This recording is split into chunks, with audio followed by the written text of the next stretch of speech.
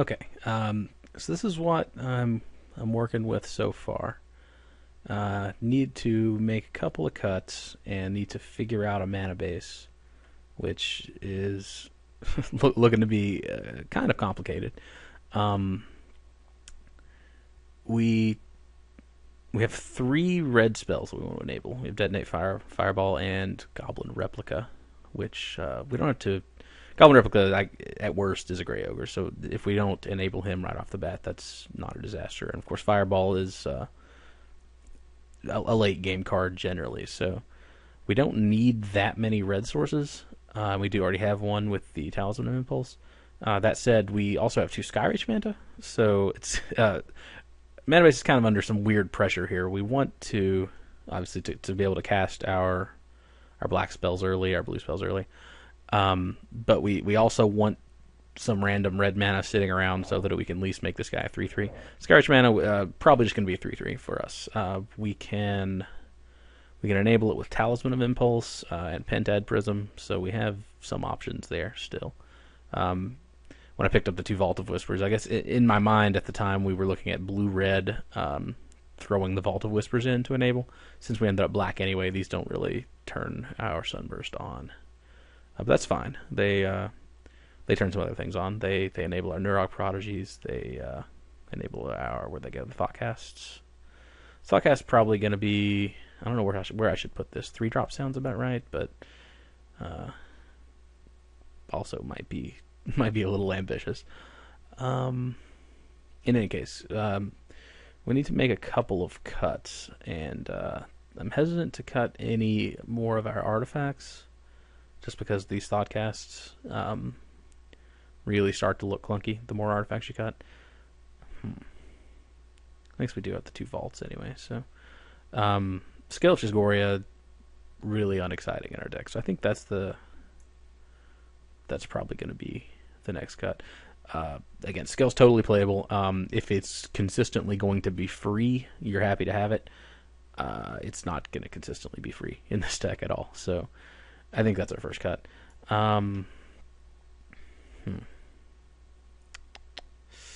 Fill with Fright. I know this card is good. Like every time, it seems like every time I've drafted this format, not in the year 2004. Basically, every time it has come up as kind of a nostalgia draft that they run sometimes on Moto. I usually get blown out by it, so I have a lot of respect for Fill with Fright, but I don't know, it just doesn't really seem to be clicking with the rest of our deck. The rest of our deck. It seems like the easy cut, so I think I will make it. That seems to go. And looking at this stack now, the last cut's actually pretty easy. Nimlasher is at his very best going to be a 6/1. So that's pretty weak. 8/1, but still. Yeah, Nimlasher definitely.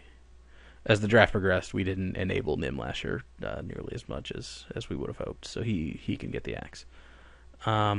17 lands is fine. A lot of times in this format, if you get the right enablers, if you end up with with Mirror or with Talismans or Spell Bombs that cycle, that kind of thing, you can run fewer than 17. In triple Mirrodin, it was actually standard to see. It was very rare that you ran 17. You usually would end up with 16 and ideally 15. As the format progressed, Sunburst had a lot to do with this. 17 became much more the norm. So 17's fine here. Now the question is, which lands do we want? These for sure. So, okay, we want those. Three mountains with the Talisman. That's probably that's more red sources than you actually need to enable these cards. Again, we're also trying to enable Skyreach Manta, so that's our primary consideration. We have 1, 2, 3, 4, 5, 6, 7, 8 black sources. 1, 2, 3, 4, 5, 6, 7, 8, 9 blue. I just realized this guy's not very good either in our deck. But he's big, so he's fine. Huh. Let's see what Magic Online suggests.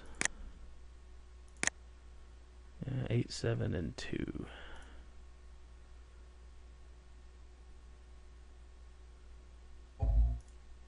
Seven, 7. Do I got a blue source? I'm more inclined to cut blue than black, simply because all of our 2-drops are black. So even though we have slightly more blue than black, we want to hit our black earlier. 7, 7, 3. That sure, that sounds good to me. Throw those in. That looks like a deck. Yeah, let's do it. See you in round 1.